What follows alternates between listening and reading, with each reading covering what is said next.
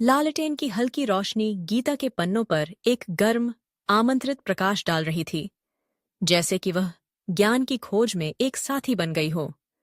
आप तीसरे अध्याय कर्म योग की गहराई में डूबे हुए थे जब लॉगी, सब और कौन तंबू में प्रवेश कर गए। उनके चेहरे पर महाकुंभ की जीवंत ऊर्जा झलक रही थी, जैसे कि उन्होंने जीवन के हर रंग को आत्मसात कर लिया हो। फिर से गीता के ज्ञान में खो गए? लॉगी ने पूछा, उनके मल्टी लेंस वाले चश्मे टिमटिमाती रोशनी को प्रतिबिंबित करते हुए। उनकी आंखों में एक विशेष जिज्ञासा थी, जो इस बात की प्रतीक थी कि वे भी इस ज्ञान की गहराई में उतरना चाहते थे। वास्तव में, आपने उत्तर दिया, यह अध्याय आसक्ति के बिना कार्य करने के महत्व के बारे में है। यह हमें अपने श्रम के फल की चिंता किए बिना अपने कर्तव्य को पूरा करने की प्रेरणा देता है। एक शक्तिशाली अवधारणा, सबने कहा।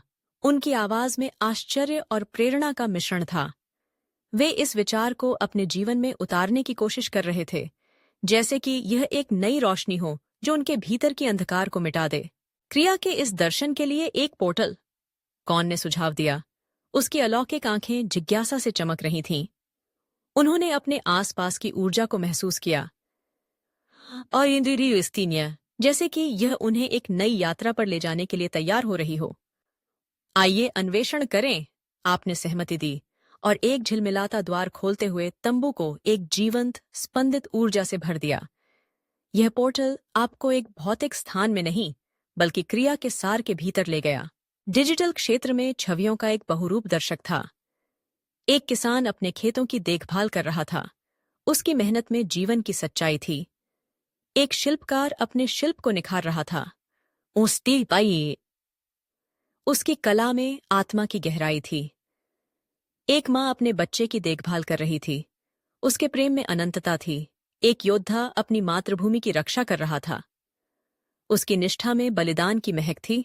लॉगी, हमेशा की तरह विश्लेषक, क्रिया की अवधारणा का विश्लेषण करने लगा। उन्होंने विभिन्न क्रियाओं के डिजिटल प्रतिनिधित्व को देखा, निस्वार्थ और स्वार्थी, इच्छा से प्रेरित और कर्तव्य से प्रेरित। उन्होंने प्रत्येक क्रिया के परिणामों का विश्लेषण किया, लहर प्रभाव जो तत्काल परिणाम से परे विस्तारित थे। यह समझना कि कैसे एक साधारण कार्य भी बड़े समग्र को प्रभावित कर सकता है, उनके मन में गहराई से बैठ गया। सब भावनात्मक धाराओं के प्रति संवेदनशील जिम्मेदारी का भार महसूस कर रहा था। उन्होंने कर्तव्य की उस भावना को अनुभव किया जो हमें कार्य करने के लिए बाध्य करती है, तब भी जब रास्ता कठिन होता है। उन्होंने निस्वार्थ सेवा के आनंद को महसूस किया, स्वयं से बड़ी किसी चीज में योगदान करने की संतुष्टि का अनुभव किया।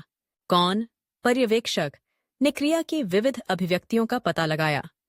सांसारिक से लेकर असाधारण तक, व्यक्तिगत से लेकर सामूहिक तक, उन्होंने सभी क्रियाओं की परस्पर संबद्धता को देखा। यह समझना कि कैसे प्रत्येक लहर बड़े समग्र को प्रभावित करती है, उनके लिए एक नई दृष्टि खोल रहा था। जैसे ही वे क्रिया के क्षेत्र में गहराई से उतरे, एक गहरी गूंजती हुई आवाज डिजिटल स्थान में गूंजी। यह महाकाल थे, समय और परिवर्तन के प्रतीक। उनकी उपस्थिति में एक अद्भुत शक्ति थी, जैसे कि उन्होंने समय और स्थान की सीमाओं को पार कर लिया हो। क्रिया अस्तित्व का सार है, महाकाल ने गर्जना की। उनकी आवाज डिजिटल क्षेत्र में गूंज रही थी। यह क्रिया के माध्यम से है कि हम अपने भाग्य को आकार देते हैं, अपने उद्देश्य को पूरा करते हैं और दिव्य के साथ जुड़ते हैं। महाकाल के शब्द लॉगी, सब और कौन के साथ गूंज उठे। उन्होंने समझा कि गीता का तीसरा अध्याय केवल एक दार्शनिक प्रवचन नहीं था, बल्कि एक सार्थक जीवन जीने के लिए एक व्यावहारिक मार्गदर्शक था। यह कार्रवाई का आह्वान था, एक अनुस्मारक कि सच्चा तृप्ति निस्वार्थ सेवा में और कर्तव्य और इच्छा के सामंजस्यपूर्ण अंतःक्रिया में निहित है। आसक्ति के बिना क्रिया ही कुंजी है, महाकाल ने जारी रखा। जब हम अनासक्ति के साथ कार्य करते हैं, तो हम इच्छा के बंधन,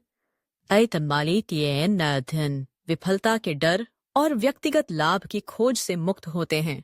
डिजिटल क्षेत्र बदलने लगा, और क्रियाओं का बहुरूप दर्शक एक एकल, शक्तिशाली छवि को प्रकट करने के लिए फीका पड़ गया। कमल का फूल कीचड़ से उठ रहा है, उसकी पंखुड़ियां प्रकाश की ओर खुल रही हैं। यह पवित्रता का प्रतीक था, आसक्ति के दलदल से ऊपर उठने और क्रिया के बीच ज्ञान प्राप्त करने का प्रतीक था। जैसे ही वे तंबू में लौटे, महाकाल के शब्द उनके दिमाग में गूंज रहे थे। यह एक अनुस्मारक था कि क्रिया का मार्ग जब ज्ञान और करुणा द्वारा निर्देशित किया जाता है तो मुक्ति और ज्ञान की ओर ले जा सकता है। उन्होंने निस्वार्थ सेवा की शक्ति, आसक्ति के बिना क्रिया की सुंदरता और मानव आत्मा की परिवर्तनकारी क्षमता को देखा था। यह अनुभव एक नई दिशा में ले जाने वाला था, जहां वे अपने कार्यों को न केवल अपने लिए बल्कि समाज और मानवता के लिए भी महत्वपूर्ण समझेंगे। यह समझना कि हर क्रिया का एक अर्थ है और हर कार्य एक नई कहानी लिखता है, उन्हें जीवन के प्रति एक नई दृष्टि प्रदान कर रहा था।